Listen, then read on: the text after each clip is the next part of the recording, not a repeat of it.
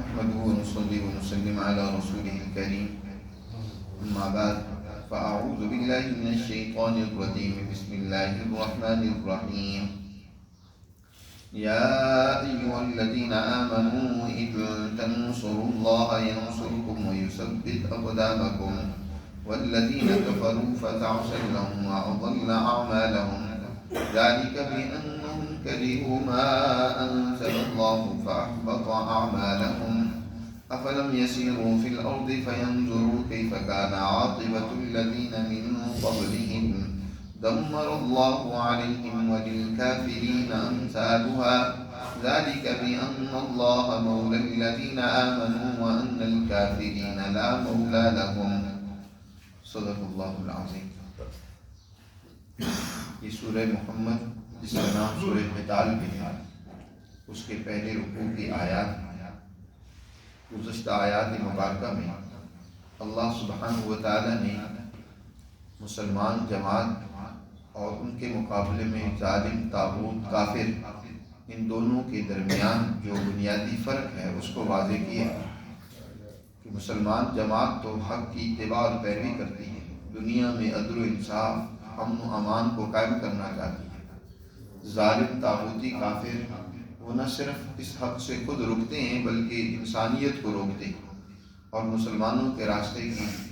سب سے بڑی رکاوٹ ہے۔ مسلمانوں کے راستے کی رکاوٹ کا مطلب یعنی عدل و انصاف کو قائم نہیں ہونے دینا چاہتے۔ وہ دنیا میں اسی طرح چاہتے ہیں کہ ظلم اور بدمعاشی قائم رہے، ان کے مفادات اسی طرح پورے ہوتے رہے۔ اس لیے ایسی ظالم اور طاغوتی جماعت سے مقابلہ مسلمان جماعت کے لیے ناگزیر ہے۔ وہ اس پر ان کا مقابلہ کرے، بھرپور مزاحمت کرے اور میدان کارزار میں کسی قسم کی سستی اور کمزوری نہ دکھائے۔ اللہ کی تائید و نصرت یقیناً ان کی شامل حال ہوگی۔ یہاں سے مزید اسی بات کو واضح کرتے ہوئے مسلمان جماعت کو مخاطب کرتے ہوئے فرمایا کہ مسلمانوں، اے یا ایھا الذین آمنوا، اے ایمان والو، ان تنصروا اللہ ینصرکم، اگر تم اللہ کی مدد کرو گے تو اللہ تمہاری مدد کرے گا۔ اللہ کی مدد کرنے کا مطلب یہ ہے کہ اللہ کے اس دین کو، جس کی دو بنیادیں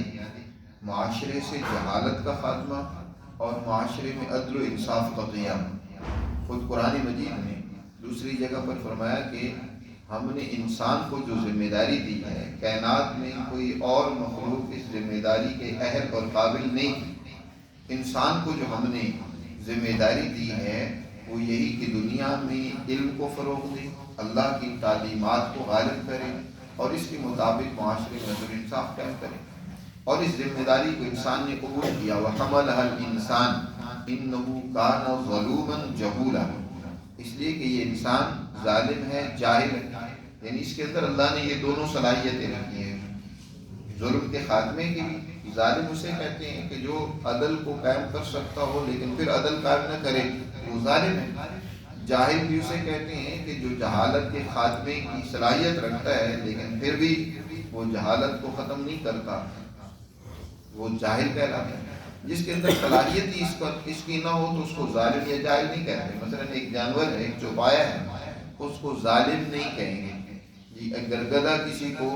مار بھی دے، یعنی اس کو دو لٹیاں نکال بھی دے، تو اس کو ظالم نہیں کہتے، اس لیے کہ اس کے اندر عدل قائم کرنے کی صلاحیت ہی نہیں ہے۔ اس نے تو وہی کرنا ہے جو اس کے اندر صلاحیت ہے، اور نہ ہی اس کو جاہل کہے کہ گدھے کو کہ تو بڑا جاہل ہے۔ ظالم اور جاہل انسان ہی کو کہا جاتا ہے کیونکہ اس کے اندر اللہ نے یہ دونوں صلاحیتیں ہیں۔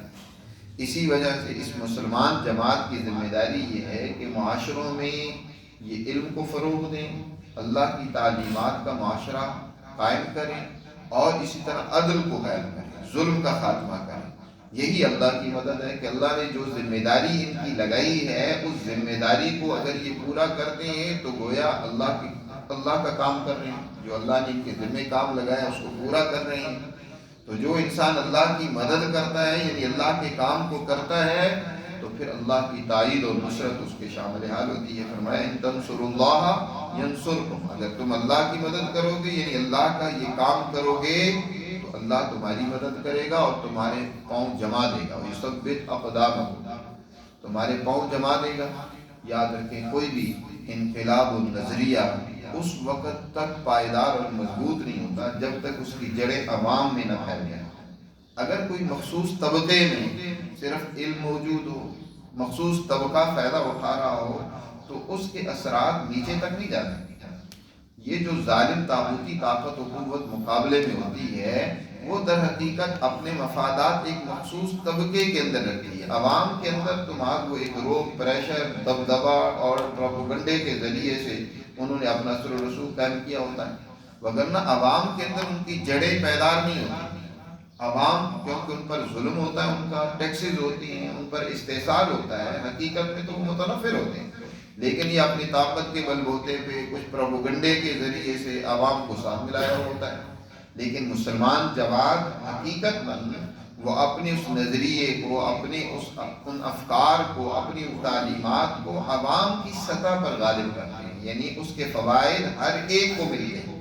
صرف مخصوص طبقے کے لیے نہیں ہے، بلکہ عام آدمی بھی اس عدل کا فائدہ حاصل کرتا ہے۔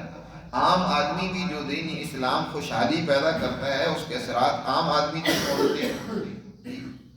ہر انسان کو اس کی دہلیز پر انصاف ملتا ہے، اس لیے گویا کہ وہ دین مضبوط ہو گیا، ان کے قدم جم گئے معاشرے کے اندر۔ یہی وجہ ہے کہ مسلمانوں نے جہاں بھی حکومتیں کی ہیں، باوجود اس کے کہ بعد میں ان پر زوال آ گیا، ان علاقوں کو فتح کر لیا گیا، ظالم طاغوتی طاقتوں قوتوں نے وہاں مسلمانوں پر غلبہ پا لیا، لیکن اس کے اثرات اب تک قائم ہیں، کیونکہ عوام کے اندر جو چیز سرایت کر جاتی ہے وہ دیر پا ہوتی ہے۔ آپ ہندوستان میں ہی دیکھ رہے ہیں کہ ہندوستان کے اندر مسلمانوں نے حکمرانی کی 700-800 سال، لیکن اس کے بعد انگریز غالب آ گئے، برطانیہ سامراج نے یہاں غلبہ پا لیا، 300 سال کے قریب اس نے حکومت کی ہے، ایسٹ انڈیا کمپنی کی حکومت، پھر برطانیہ کی حکومت، اس کے بعد امریکہ کی ابھی تک حکومت ہے۔ یہ پٹ پتلی مسلمان حکمران ہیں، یہ تو نام کے حکمران ہیں، وگرنہ اصل تو پیچھے امریکہ ہے، وہ کیا کر رہا ہے، ان کی باغ ڈور ہلاتا ہے، وہی حکمرانی کر رہا ہے۔ لیکن عوام کے اندر اب بھی دینی سوچ سمجھ موجود ہے، آج بھی وہ دین کے اوپر عمل پیرا ہیں، دین کے بارے میں بات کرتے ہیں۔ کیوں؟ اس لیے کہ دین اسلام یہاں عوام کی سطح تک پھیلایا گیا اور غالب کیا گیا۔ جب مسلمانوں کا حقیقی معنوں میں خود مختار آزادانہ حکمرانی کا نظام تھا، تو انہوں نے اس تعلیم کو عام لوگوں تک پہنچایا، اور اس کے اثرات آج تک موجود ہیں اس خطے میں۔ اسی طرح دنیا بھر کے تمام خطوں میں جہاں بھی مسلمانوں کی حکومتیں رہی ہیں، آج تک وہاں دین اسلام کی تعلیمات موجود ہیں، چاہے زوال آ گیا، لیکن وہ نظریات و افکار اب بھی مسلمانوں میں موجود ہیں، محفوظ ہیں۔ تو یہ ہوتا ہے گویا کہ ثابت قدمی، یعنی اس کو جما دینا، اس نظریے اور فکر کو جما دینا۔ تو اللہ نے فرمایا کہ اگر تم اللہ کی اس دین کی مدد کرو گے تو اللہ تمہاری مدد کرے گا اور تمہارے پاؤں جما دے گا اس معاشرے میں۔ وَيُثَبِّتْ أَقْدَامَكُمْ، ایک ہے دشمن کے مقابلے میں پاؤں جما دینا، ایک اس نظریے جس کے لیے تم یہ ساری قربانی دے رہے ہو، جان لڑا رہے ہو، مال خرچ کر رہے ہو، اس نظریے کو اللہ کیا کرے گا جو اتنا تمہیں محبوب ہے، اتنا عزیز ہے کہ اس کے لیے جان تک بھی تم قربان کر رہے ہو۔ تو سب سے بڑی ایک مسلمان کی تو تمنا یہی ہوگی نا کہ اس کا وہ نظریہ اور فکر پھیل جائے، وہ جم جائے، وہ پھیل جائے اور اس کے اوپر انسانیت قائم ہو جائے۔ تو اللہ نے وعدہ فرمایا کہ وہ یثبت اقدامکم، اللہ اس کو جما دے گا۔ مزید فرمایا والذین کفروا، کہ اے مسلمانوں جو تمہارے مقابلے کے کافر ہیں۔ کفر کے بارے میں نے پہلے بتایا کہ ایک کفر وہ ہوتا ہے جو اللہ کی تعلیمات پر عمل تو نہیں کرتا، اس کو نہیں مانتا، لیکن وہ اس کی مزاحمت بھی نہیں کرتا،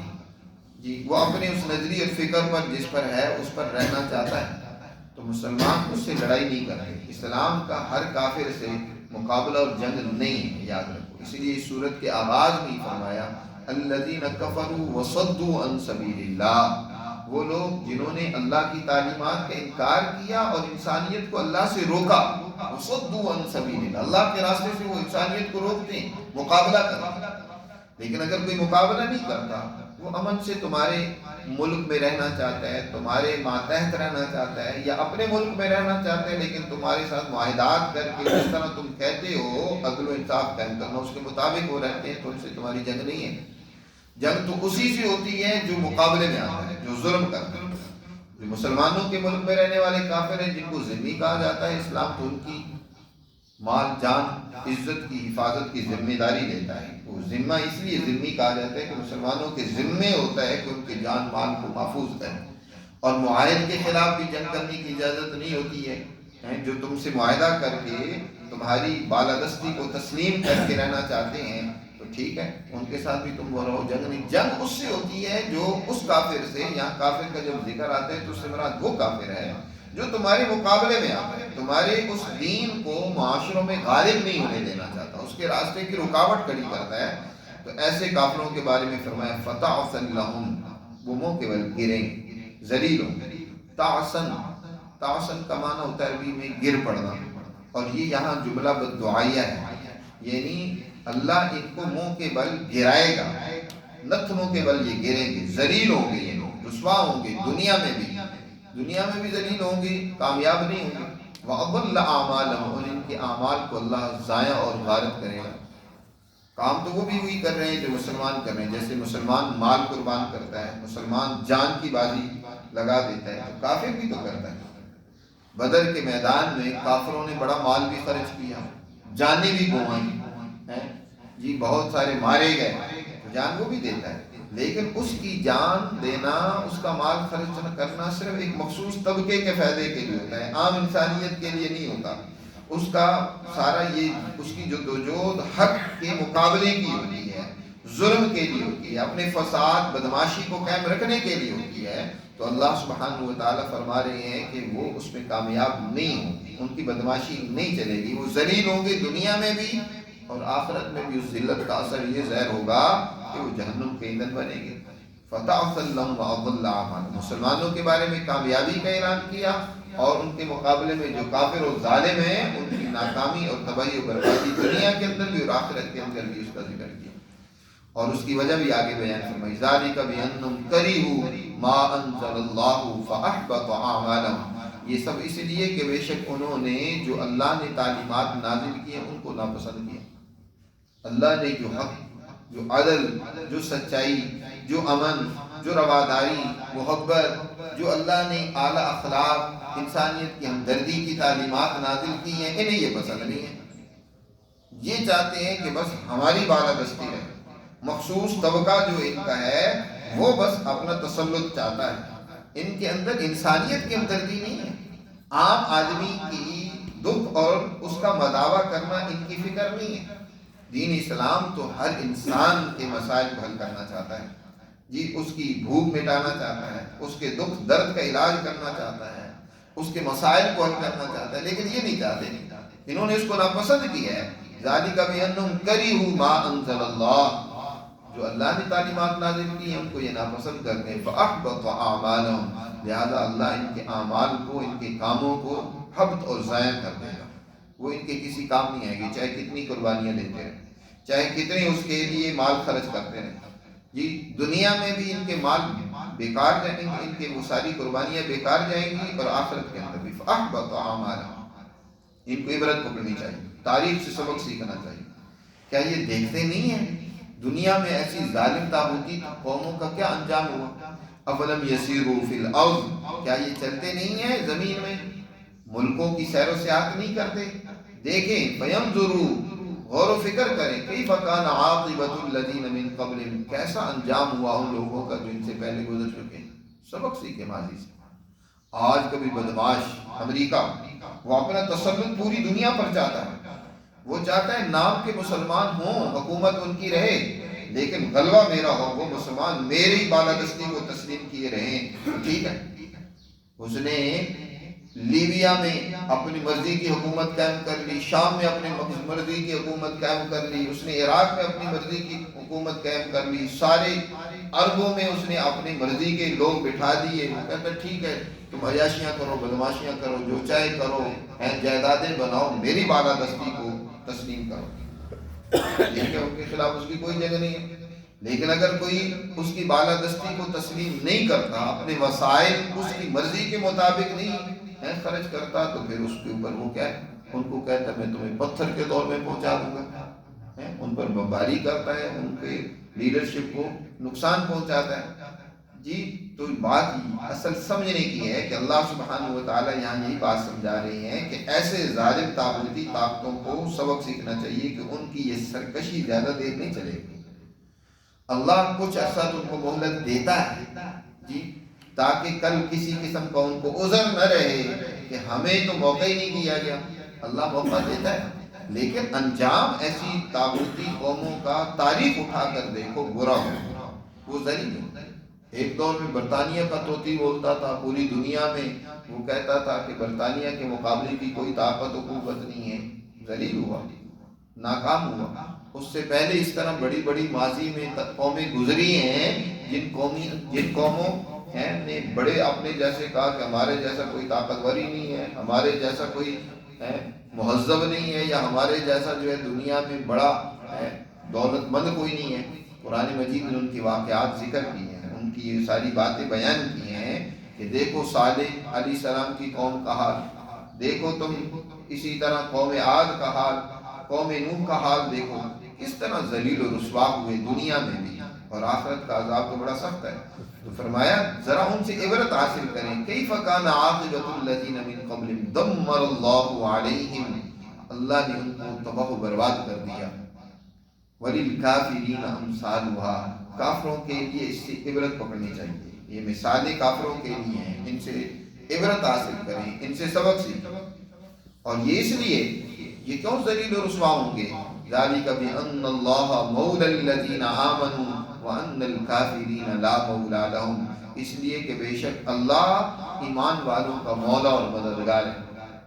اللہ کی تائید و نصرت تو سچی ایمان والی جماعت سے ہوتی ہے، بشرطے کہ ایمان والے تو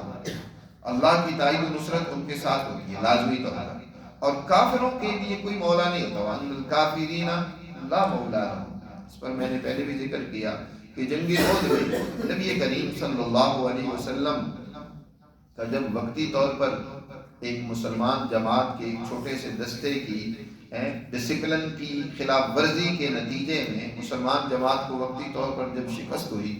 جس میں تھوڑا سا نقصان اٹھانا پڑا، اور سفیان دوسری طرف جو ہے ابو سفیان جو کافر لشکر کے سربراہ تھے، ان کو تھوڑی کامیابی ہوئی وقتی طور پر، شروع میں بھی مسلمان غالب رہے، آخر میں بھی مسلمان جنگ احد میں غالب رہے، میدان چھوڑ کر ان کو ہی جانا پڑا، مسلمان تو اس میدان میں ٹکے رہے۔ لیکن اس تھوڑے سے عرصے میں جب وہ اس نے مسلمان کچھ ان کی ایک دستہ جو درے پر حضور صلی اللہ علیہ وسلم نے مقرر کیا تھا، اس کی ڈسپلن کی خلاف ورزی کا نقصان یہ اٹھانا پڑا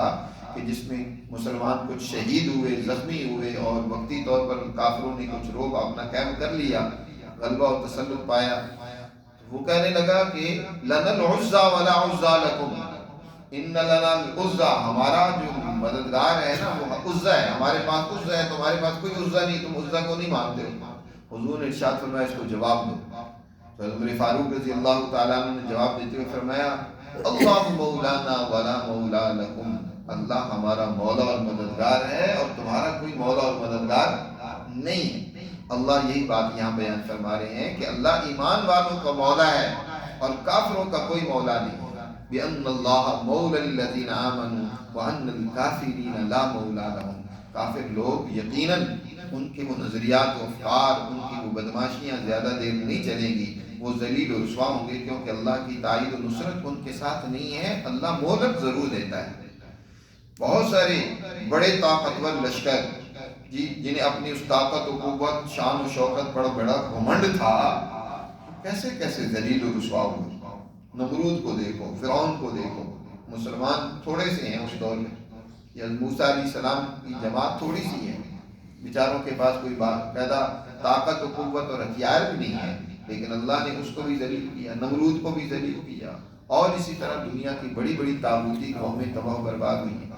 تو اللہ نے ان آیات مبارکہ میں مسلمان جماعت کو پورے عزم اور استقامت کے ساتھ ان قرآنی تعلیمات کو لے کر دنیا میں آگے بڑھنے، ان کو اپنے معاشروں میں قائم کرنے، غالب کرنے کا کا حکم دی ہے، اور یقیناً اس کے نتیجے میں مسلمان جماعت کی تائید و نصرت اللہ کی طرف سے ہوتی ہے، جس کو یہاں بیان کیا گیا ہے۔ اللہ ہمیں سمجھ نصیب فرمائے اور اپنے احکامات پر عمل کی توفیق